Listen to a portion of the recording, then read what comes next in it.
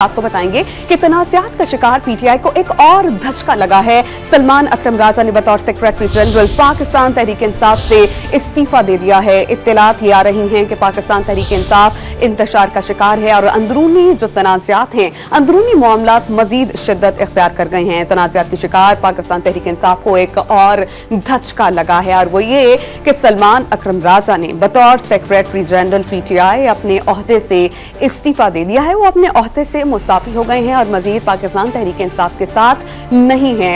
वाज़ेह रहे कि जब से बुशरा बीबी ने पाकिस्तान तहरीक इंसाफ की कमान संभाली है तो उसके बाद तनाज़ात शिद्दत इख्तियार कर गए हैं। हमारे साथ मौजूद हैं डॉन के रिपोर्टर अब्दुल्ला मोहम्मद, उनसे जानते हैं। अब्दुल्ला, क्या आप हमें बता सकेंगे कि सलमान अकरम राजा ने बतौर सेक्रेटरी जनरल अपने ओहदे से इस्तीफा क्यों दिया?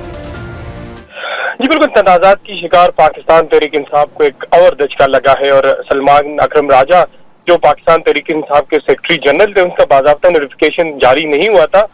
उन्होंने अपने ओहदे से इस्तीफा दे दिया और सलमान अकरम राजा का बतौर सरबराह कानूनी कमेटी पीटीआई का काम जारी रखने का फैसला, उन्होंने पार्टी को जो इस्तीफा जमा किया उसमें उन्होंने कहा है कि वो बतौर सेक्रेटरी जनरल अपनी जिम्मेदारियां अदा नहीं कर सकता और इस हवाले से उन्होंने पार्टी को अपने जो फैसला है उनसे आगाह कर दिया कि मैं बतौर सरबराह लीगल कमेटी अपना काम जारी रखूंगा।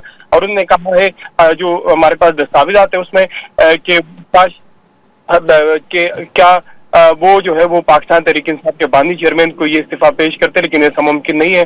इसलिए मैं बतौर सेक्रेटरी जनरल पाकिस्तान तहरीक इंसाफ इस्तीफा देता हूँ, लेकिन पार्टी ने अब तक उनके इस्तीफा जो है कबूल नहीं किया। जी बहुत शुक्रिया, आप हमें अपडेट कर रहे थे अब्दुल्ला मोहम्मद।